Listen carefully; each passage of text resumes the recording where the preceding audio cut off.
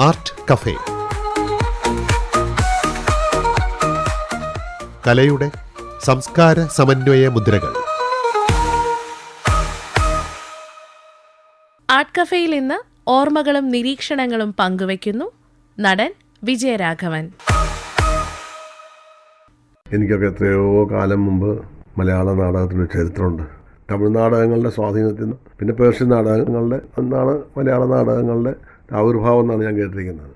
എൻ്റെ ഒരു മുത്തശ്ശൻ ഉണ്ടായിരുന്നു. അദ്ദേഹത്തിൻ്റെ പേര് നളൻ പാച്ചുള്ള എന്നാണ് അദ്ദേഹത്തെ അറിയപ്പെട്ടിരുന്നത്. അച്ഛൻ്റെ അമ്മാവനാണ്. ഞങ്ങളുടെ ഇപ്പോൾ ഡൈനേഷ്യ എന്ന് പറയുന്ന വീട് ഇരിക്കുന്നത് അദ്ദേഹത്തിൻ്റെ സ്ഥലമായിരുന്നു. അദ്ദേഹം ഞാൻ കുട്ടിയായിരിക്കുമ്പോൾ പറഞ്ഞിട്ടുണ്ട്, ബെബ്ബലംകുട്ടീശ്വരൻ എന്നൊരു ആളുണ്ടായിരുന്നു അത്രേ. അദ്ദേഹത്തിൻ്റെ നാടകത്തിനെ പറ്റിയൊക്കെ പറഞ്ഞിട്ടുണ്ട്. ഈ ബെബ്ബലംകുട്ടീശ്വരൻ എന്ന് പറഞ്ഞ നടൻ മഹാനടനായിരുന്നു എന്ന് പറയാം. അദ്ദേഹത്തിൻ്റെ അഭിനയ പാഠവും മുത്തശ്ശൻ വിവരിക്കുന്നത് എങ്ങനെയാണെന്ന് വെച്ചാൽ, ഈ നാടകം അങ്ങോട്ട് തുടങ്ങുമ്പോൾ മുതൽ പാട്ടാണ് കൂടുതലും കഥകൾ പറയുന്നത് പാട്ടിലൂടെയാണ്. പാട്ടും അഭിനയം എല്ലാം കൂടെ ഒരു ഈ പറഞ്ഞ പോലെ ഒരു ബാല രീതിയിലൊക്കെ ആയിരിക്കാം. എൻ്റെ ഒരു ഓർമ്മയിൽ മുത്തശ്ശൻ പറയുന്നത്, അദ്ദേഹത്തിന് ഒരു നാടകം അങ്ങോട്ട് തുടങ്ങി അഭിനയിച്ച് കഴിഞ്ഞു 1/4 മണിക്കൂർ സ്റ്റേജിലെ പെർഫോമൻസ് കഴിയുമ്പം ഉടുത്തിരിക്കുന്ന സോമൻ ഇങ്ങനെ പിഴിഞ്ഞാൽ ഒരു കുടം വെള്ളം കിട്ടും. അതായത് വിയർപ്പ്. അതായത് അത്ര അധ്വാനമുള്ളൊരു കാര്യമായിട്ടാണ് പാട്ട് പാടുകയും ഈ പറഞ്ഞ മാതിരി ഡയലോഗ് പറയുക പറ്റിയത്. ഭയങ്കര ഒരു എക്സാജറേറ്റഡ് ഫോം ആയിരുന്നിരിക്കാം. അതായിരിക്കാം അദ്ദേഹം അങ്ങനെ പറഞ്ഞത്. അത് അത്ര വിയർത്ത് കുളിച്ചൊക്കെയാണ് നാടകം. പിന്നെ ശബ്ദം മൈക്കില്ലല്ലോ, 8 നാടും പൊട്ട പറയണം, എങ്കിൽ മാത്രമേ പ്രേക്ഷകൻ കേൾക്കുകയുള്ളൂ. അപ്പോൾ അങ്ങനെ വളരെ ലൗഡായിരുന്നു ചുരുക്കം എല്ലാം കൂടെ കൊണ്ട്. അങ്ങനെ നാടക സംഘത്തെ ഞാൻ കേട്ടിട്ടുണ്ട്. പിന്നീട് ഞാൻ കേട്ടിരിക്കുന്നത് മാവേലിക്കര പൊന്നമ്മൻ ചേച്ചി എന്ന് പറഞ്ഞ, മാവേലിക്കര പൊന്നമ്മ വളരെ പ്രസിദ്ധിയാണെന്നറിയാം. അവർ അച്ഛനെ നാടക ട്രൂപ്പിൽ അഭിനയിച്ചിരുന്നു, ആത്മബലിയ നാടകത്തിൽ. അപ്പോൾ പൊന്നമ്മൻ ചേച്ചി ആദ്യകാലത്ത് വാസവദത്തയിലൊക്കെ അഭിനയിച്ച പൊട്ടക്കനയത്ത് വേലിപ്പിള്ള അവരുടെയൊക്കെ നാടക ട്രൂപ്പിൽ അഭിനയിച്ച ആ കാലത്തെ പറ്റിയൊക്കെ പറഞ്ഞിട്ടുണ്ട്. അന്നൊക്കെ നാടകം നടന്നുകൊണ്ടിരിക്കുമ്പം മിക്കവാറും ഈ നാടകം നടത്തുക എന്നൊക്കെ പറഞ്ഞാൽ ഈ നാട്ടിലുള്ള അത്യാവശ്യം പ്രമാണികളൊക്കെ ആയിരിക്കും. പ്രമാണി എന്ന് വെച്ചാൽ കുറച്ചാലും ചട്ടമ്പിത്തരമൊക്കെ കാണും. അവരൊക്കെ ആയിരിക്കും നാടകം നടത്തുക. അപ്പം നാടകം നടന്നുകൊണ്ടിരിക്കുമ്പം നല്ല ചില ഭാഗങ്ങൾ വരുമ്പം ഓഡിയൻസ് ഭയങ്കരമായിട്ട് ഇഷ്ടപ്പെടുമ്പോൾ ഓഡിയൻസ് വൺസ് മോർ എന്ന് പറയും. അതായത് ഒരാളിപ്പം പാട്ട് പാടി അല്ലെങ്കിൽ ഡയലോഗ് പറഞ്ഞ് വളരെ വികാരഭരിതനായി പെടഞ്ഞ് മരിക്കുന്ന ചിലപ്പോൾ സീനുകളൊക്കെ ഉണ്ടാവും. അപ്പോൾ ഇവർ വൺസ് മോർ പറഞ്ഞാൽ ഈ മരിച്ച ആൾ എഴുന്നേറ്റ് വീണ്ടും ഒന്നും കൂടെ മരണം അഭിനയിക്കും. പിന്നെ പാരിതോഷികങ്ങൾ സ്റ്റേജിൽ കൊണ്ട് കൊടുക്കുക. നാടകം നടന്നുകൊണ്ടിരിക്കുകയാണ്. നാടകം നടക്കുന്നതിനിടയ്ക്ക് പാരിതോഷികങ്ങൾ കൊണ്ട് കൊടുക്കുക, അവരുടെ അഭിപ്രായങ്ങൾ പറയുക, അതൊക്കെ പിന്നെ വീണ്ടും ചിലപ്പോൾ അഭിനയിക്കുക. അങ്ങനെ ഒരു രീതിയിലുള്ള നാടകങ്ങളെ പറ്റി ഞാൻ കേട്ടിട്ടുണ്ട്. പിന്നെ ഞാൻ പറഞ്ഞത് എൻ്റെ കാലത്തുള്ള നാടകങ്ങളെ പറ്റി എനിക്കറിയുള്ളൂ. അപ്പോൾ ആ കാലത്ത് കുറച്ചും കൂടെ റിയലിസ്റ്റിക് ആയിരുന്നു നാടകങ്ങൾ. ഞാൻ കണ്ട പല നാടകങ്ങളും സ്വല്പം കൂടെ പഴയ കാലത്തുനിന്ന് കുറേ കൂടെ ഒരു എക്സാജറേഷൻ കൂടിയെന്ന് എനിക്ക് തോന്നാറുണ്ട്. ഞാനൊക്കെ അഭിനയിച്ചിരുന്ന അച്ഛൻ്റെ നാടകങ്ങൾ കുറച്ചും കൂടെ റിയലിസ്റ്റിക് ആയിട്ടായിരുന്നു. യഥാതഥമായിട്ടുള്ള ഒരു സംഭവമാണെന്ന് തോന്നത്തക്ക രീതിയിൽ കുറച്ചും കൂടെ റിയലിസ്റ്റിക് ആയിട്ട് ചെയ്യാൻ വേണ്ടിയുള്ള ശ്രമങ്ങളായിരുന്നു അന്നത്തെ നാടകങ്ങളുണ്ടായിരുന്നു. നാടകത്തിന് ചരിത്രം ഒരുപാട് പറയാനുണ്ട്, അത് പറഞ്ഞാൽ തീരുമില്ല. പാട്ടമാക്കി, നിങ്ങളെന്നെ കമ്മ്യൂണിസ്റ്റാക്കി, അങ്ങനെയുള്ള നാടകങ്ങൾ ഈ പറഞ്ഞ നമ്മുടെ നവോത്ഥാന പ്രസ്ഥാനങ്ങൾക്ക് നൽകിയ സംഭാവനകൾ വളരെ വളരെ വളരെ വലുതാണ്.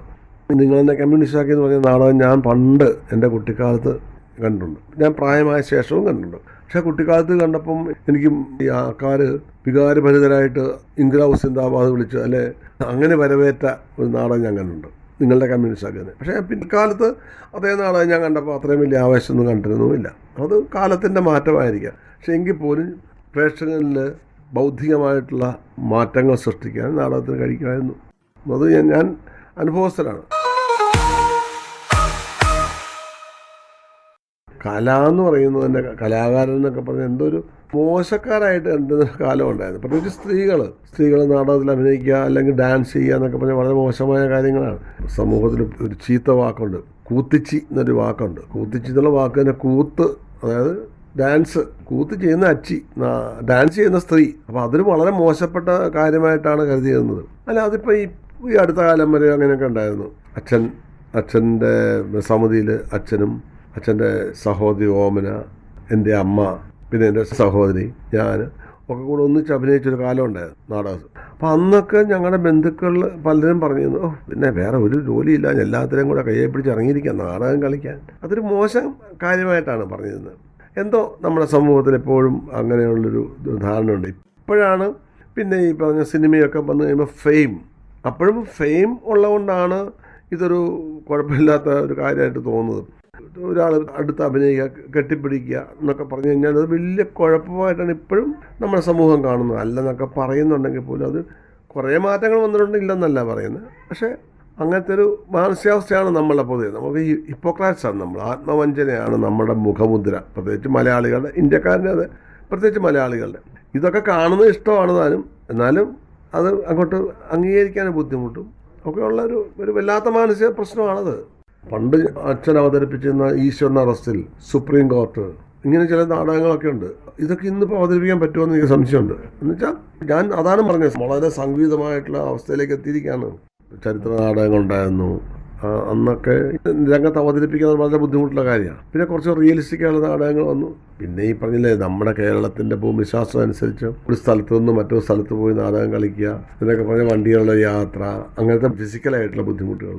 പിന്നെ ആസ്വാദനം. ഒരു കാര്യം പറയാം, ഇന്നത്തെക്കാട്ടിലും കുറച്ചും കൂടി ലിബറലായിരുന്നു അന്നത്തെ പ്രേക്ഷകർ. ഇന്ന് കുറച്ച് വളരെ സങ്കുചിതമായിട്ടുള്ള ഒരു മാനസികാവസ്ഥയിലേക്ക് വന്നിരിക്കുകയാണ് നമ്മുടെ ആൾക്കാർ. എത്രയൊക്കെ പുരോഗമനം പറഞ്ഞാലും ശരി, ഇപ്പോഴാണ് എനിക്ക് തോന്നുന്നത് ഉൾവലിഞ്ഞിട്ട് എൻ്റെ മാത്രമല്ല, എൻ്റെ ജാതി, എൻ്റെ മതം, എൻ്റെ സമൂഹം, ഞാൻ, എൻ്റെ കുടുംബം, അത് വളരെ വളരെ ഉൾവലിഞ്ഞിട്ട് ഈ കുടുംബം എന്നുള്ള സങ്കല്പം പോലും അച്ഛനും അമ്മയും ഞാനും അങ്ങനെ എത്തി നിൽക്കുകയാണ്. അപ്പോൾ അത്തരമൊരു വളരെ ഇടുങ്ങിയ ചിന്താഗതി കൂടിക്കൊണ്ടിരിക്കുന്നൊരു കാലം. ഇപ്പോൾ പുരോഗമിച്ചു എന്നൊക്കെ പറയുന്നുണ്ടെന്ന് വർത്തമാനത്തിൽ പറയുന്നതല്ലാതെ മാനസികമായി എത്രമാത്രം പുരോഗമിച്ചു. പണ്ട് നമുക്ക് മതിലുകളില്ലായിരുന്നു, വേലിയില്ലായിരുന്നു വീടുകൾക്ക്. ഇപ്പം മതിലുമുണ്ട്, വേലിയുണ്ട്. അതൊക്കെ കൂടി ഗേറ്റുകൾക്ക് പൊക്കം കൂടുന്നു, മതിലുകൾക്ക് പൊക്കം കൂടുന്നു. അങ്ങനെ എല്ലാവരും അപ്പം എത്രമാത്രം പുരോഗമിച്ചു എന്ന് വളരെ സംശയമുണ്ട് പല കാര്യങ്ങൾക്കും. നാടക പ്രസ്ഥാനങ്ങളുടെ വളർച്ചയിൽ പിള്ള, എൻ്റെ അച്ഛൻ മാത്രമല്ല, അതിനകത്ത് ഒരുപാട് ആൾക്കാരുണ്ട്. അതിനകത്ത് ഒരു വ്യക്തി എന്നുള്ളതേ ഉള്ളൂ. അല്ലാതെ അത് കവിഞ്ഞൊരു പ്രത്യേക ഒരു മാത്രമല്ല, അച്ഛനൊരു പുതിയ ഒരു പന്താവ് വെട്ടിത്തെളിച്ചു എന്ന് പറഞ്ഞാൽ ഇതൊക്കെ അറയ്ക്കാതെ മടിക്കാതെ ഈ സമൂഹത്തിൻ്റെ ജീർണതകൾ പ്രേക്ഷകരിലേക്ക് എത്തിക്കാൻ വേണ്ടിയിട്ട് നിർദാക്ഷിണ്യം, യാതൊരു മറയില്ലാതെ കാര്യങ്ങൾ തുറന്നു പറയാനുള്ളൊരു ആർജവം കാണിച്ചു. അത് അച്ഛൻ്റെ സഹോദരിയും എൻ്റെ പെങ്ങളും ഞാനും അമ്മയും എല്ലാം ചേർന്ന് ഞങ്ങൾ നാടക കുടുംബമായിട്ട് ഞങ്ങൾ അത് പറയുമ്പം അതിന് കുറച്ചും കൂടി ശക്തി ഉണ്ടായിരുന്നു. എന്ത് കാര്യവും ഒരു പ്രത്യേക രാഷ്ട്രീയത്തിൻ്റെയോ പ്രത്യയശാസ്ത്രത്തിൻ്റെയോ ഗവൺമെൻറ്റിൻ്റെയോ ഒന്നും പിന്തുണയില്ലാതെ ധീരമായിട്ട് തോന്നുന്ന നാടകങ്ങൾ തോന്നുന്ന പോലെ അവതരിപ്പിക്കും ഒരു ആർജവമുണ്ട്. അതാണ് അച്ഛനൊക്കെ നാടകത്തിന് വേണ്ടിയിട്ട് ചെയ്തിരുന്ന കാര്യം എന്നാണ് എനിക്ക് തോന്നുന്നത്. ഈ സമൂഹത്തിലെ ദ്രവിച്ച് വഴകിയ ഓരോ തൂണിട്ടും ആഞ്ഞിടിക്കാനുള്ള ഓരോ ശ്രമമായിരുന്നു. സമൂഹത്തെ ഇന്ന് ഭരിക്കുന്നത് ഹിപ്പോക്രസി എന്ന് പറയുന്ന ഒരു പ്രത്യേക സാമൂഹ്യ മനോഭാവമാണ്. ഇതിനെ എതിർക്കാനാണ് എൻ്റെ ഓരോ നാടകവും ഞാൻ ഉപയോഗിക്കുക. നാടകം കൊണ്ട് മാത്രം സാമൂഹ്യ ജീവിതത്തിൽ മാറ്റം വന്നതായിട്ട് എനിക്കറിയില്ല. എന്നാൽ ഈ ലോകം നന്നായനെ അങ്ങനെ ഇത്രയും വലിയ നാടകങ്ങളൊക്കെ ഉണ്ടായിട്ട് അങ്ങനെയാണ് ഇത്ര സമത്വസുന്ദരമായ ഒരു ലോകമായിരുന്നതാണ്. അങ്ങനെ ഒരു നാടകം കൊണ്ട് മാറ്റാവുന്നൊന്നുമല്ല ഈ സാമൂഹ്യ ജീവിതം. സാമൂഹ്യ ജീവിതത്തിൽ ചില പ്രത്യേക അവസ്ഥയിൽ ഒരു മാറ്റത്തിന് സഹായകരമായ രീതിയിലുള്ള ചിന്തകൾ ഉണ്ടാക്കാൻ പറ്റും. ഈ സമൂഹത്തിലെ മാറ്റങ്ങൾ തീർച്ചയായിട്ടും വേണ്ടതൊന്നുമില്ലെങ്കിൽ പൊളിറ്റീഷ്യൻസാണ് ചെയ്യേണ്ടത്, അല്ലെങ്കിൽ അഡ്മിനിസ്ട്രേറ്റീവ്സാണ് ചെയ്യേണ്ടത്. അത് ഈ പൊളിറ്റീഷ്യൻസ് എത്രമാത്രം ഭംഗിയായിട്ട് ചെയ്യുന്നുണ്ടെന്നുള്ളതിനാണ് നമുക്ക് സംശയമുള്ളൂ. നാടകകൃത്ത് അല്ലെങ്കിൽ സാഹിത്യകാരൻ ചെയ്യുന്നത് ഈ സമൂഹത്തിലുള്ള ചുഴിക്കുറ്റുകൾ അല്ലെങ്കിൽ അതിൻ്റെ പോരായ്മകൾ, അതിൻ്റെ കുഴപ്പങ്ങൾ ചൂണ്ടിക്കാണിക്കാൻ നമ്മൾ ധർമ്മം മാത്രമേ ഈ സാഹിത്യകാരന് പറ്റുള്ളൂ, നാടകത്തിന് പറ്റുള്ളൂ. അതിനെ ഇല്ലാതാക്കിയിട്ട് മറ്റൊന്നിനെ ബിൽഡ് ചെയ്യുക, ഒരു വ്യതിയാനം വരുത്തുക, അത് ചെയ്യേണ്ട പ്രവൃത്തി പൊളിറ്റീഷ്യൻസ് ചെയ്യേണ്ടതാണ്, രാഷ്ട്രീയക്കാരൻ ചെയ്യേണ്ടതാണ്. പക്ഷെ നമ്മുടെ ഇവിടെ ഇപ്പം സംഭവിച്ചുകൊണ്ടിരിക്കുന്നത് രാഷ്ട്രീയക്കാർ അങ്ങനെയുള്ള അവസ്ഥകളെ, സമൂഹത്തിലുള്ള ചില പ്രോബ്ലംസിനെ അല്ലെ ധ്രുവീകരണങ്ങളെ മുതലെടുത്തിട്ട് അവർ രാഷ്ട്രീയ മുതലെടുപ്പായിട്ട് അതിനെ ഉപയോഗിക്കുക എന്നുള്ളതാണ്. ഇന്ന് നാടകത്തിൽ എത്രമാത്രം ഗാനങ്ങൾ എത്രമാത്രം പ്രസക്തമാണെന്ന് എനിക്ക് തന്നെ സംശയമുണ്ട്. ഇന്ന് നാടകത്തിൽ മാത്രമല്ല സിനിമയിൽ പോലും പാട്ടുകൾ സ്വാധീനം എത്രമാത്രം എനിക്ക് സംശയമുണ്ട്. പക്ഷെ പണ്ട് കാലത്ത് വളരെ വ്യത്യാസം. KPSC നാടകങ്ങളിൽ KS ജോർജും KP സുലോചനയും ഒക്കെ പാടി, മേദിനി, ഇവരുടെയൊക്കെ പാട്ടുകളന്ന് ഒരുപാട് ജനങ്ങളെ സ്വാധീനിച്ചിരുന്നു. അപ്പം അത് ആ കാലത്തിൻ്റെ ഒരു വ്യത്യാസമാണ്. പിന്നെ വയലാർ, ദേവരാജൻ, ONV അങ്ങനെയുള്ള പ്രഗത്ഭരായ ആൾക്കാരുടെ കവിതകളും നാടകഗാനങ്ങളും പ്രത്യേക ശാഖ തന്നെ ഉണ്ടായി. പക്ഷെ ഇപ്പം അങ്ങനത്തെ ശാഖ കേൾക്കുന്നില്ല. എനിക്കറിയില്ല അതിനെപ്പറ്റി. നാടകത്തിനെ നിലനിർത്താൻ തീർച്ചയായിട്ടും സംഘടനകൾക്ക് സാധിക്കും എന്നുള്ളതിൻ്റെ ഏറ്റവും വലിയ തെളിവ് ഞാൻ കാണുന്നത് എൻ്റെ അച്ഛൻ്റെ പേരിൽ ഒരു നാടക മത്സരം നടക്കുന്നുണ്ട്. കണ്ണൂർ പയ്യന്നൂരടുത്തുള്ള മാണിയാർ എന്ന ഗ്രാമത്തിലാണ്. ഒരു അത്ഭുതമാണ്. ആ ഗ്രാമവാസികൾ ഒന്നടങ്കം 10 ദിവസവും നാടകോത്സവമാണ്. ഈ എല്ലാ ദിവസവും അവർ വീട്ടിൽ നിന്ന് കുട്ടികൾ ഉൾപ്പെടെ വൃദ്ധർ അങ്ങനെയുള്ള എല്ലാവരും വീടടച്ചിട്ട് എല്ലാവരും നാടക സ്ഥലത്തേക്ക് വരുന്നു, നാടകം കാണുന്നു. മാത്രമല്ല, നാടകം കാണുമ്പോൾ ഓരോ ദിവസം വരുമ്പോഴും അവരുടെ കയ്യിലുള്ള വിഭവങ്ങൾ, അത് ചിലപ്പം അരിയാവാം, അല്ലെങ്കിൽ തേങ്ങയാവാം, അല്ലെങ്കിൽ കപ്പയാവാം, അങ്ങനെയുള്ള സാധനങ്ങളൊക്കെ ഇവിടെ കൊണ്ടുവരുന്നു. അതൊരു ഉത്സവത്തിൻ്റെ പ്രതീതി സൃഷ്ടിക്കുന്നു. ലാസ്റ്റ് ദിവസം, എല്ലാ ദിവസവും നാടകം കാണാൻ വന്നിട്ട് ഏറ്റവും അവസാനത്തെ ദിവസം ഇവരെല്ലാം കൊണ്ടുവരുന്ന വിഭവങ്ങൾ കൂട്ടി ഗംഭീരമായൊരു സദ്യ. അത് ഈ വരുന്ന എല്ലാ കാണികളും ആസ്വദിക്കുന്നു, അവരതിൻ്റെ ഭാഗമാകുന്നു. ഇങ്ങനൊരു അനുഭവം മാണിയാട്ടെന്ന് പറഞ്ഞൊരു ചെറിയ ഗ്രാമത്തിൽ സാധിക്കുന്നു. അത് കുട്ടികൾ മുതൽ ആബാലവൃദ്ധ ജനങ്ങളും ഉണ്ട് അവിടെ. ഒരു ചെറിയ അപശബ്ദം പോലും ഉണ്ടാവാതെ എല്ലാവരും വളരെ ശ്രദ്ധയോടുകൂടി നാടകം കാണുന്നു. നാടകം നല്ലതാണെങ്കിലും ചീത്തയാണെങ്കിലും ഒരു അവശബ്ദം പോലും ഉണ്ടാക്കില്ല. നല്ലതാണെങ്കിൽ ചിരിക്കും, കൈയടിക്കും ഒക്കെ ഉണ്ട്. മോശമാണെങ്കിൽ അവശബ്ദം ഉണ്ടാക്കില്ല. അത്ര സഹിഷ്ണുതയോടുകൂടി ഒരു വലിയ വിഭാഗം നിലത്തിരിക്കുകയായിരിക്കും. കുറച്ച് പേര് കസേരയിൽ, കുറച്ച് പേര് കസേര കിട്ടുകയാണ്, ചിലർ നിന്നുകൊണ്ട് കാണുന്നു.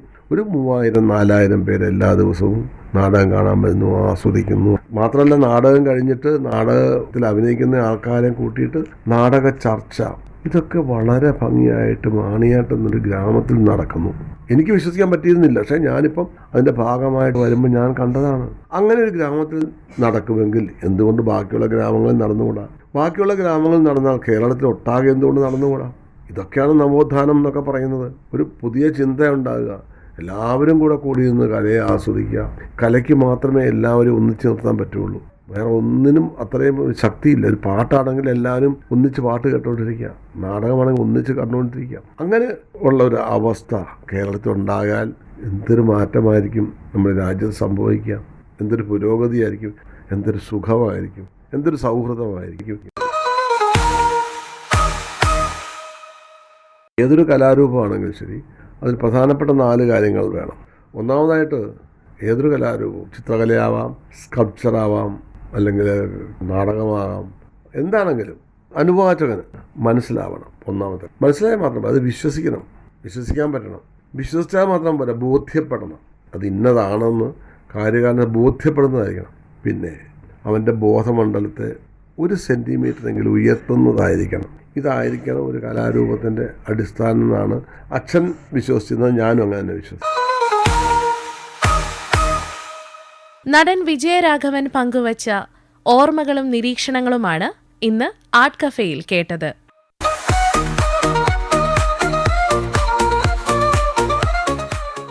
ആർട്ട് കഫേ, കലയുടെ സംസ്കാര സമന്വയ മുദ്രകൾ.